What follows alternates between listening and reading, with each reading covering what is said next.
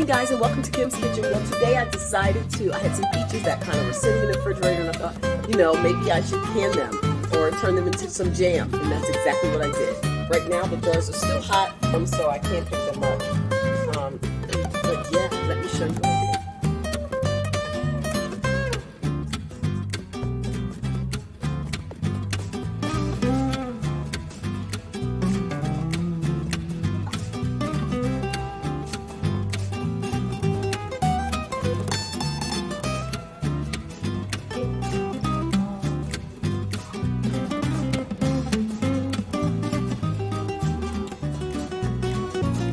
Right now the jars are still hot, so I can't really mess with them.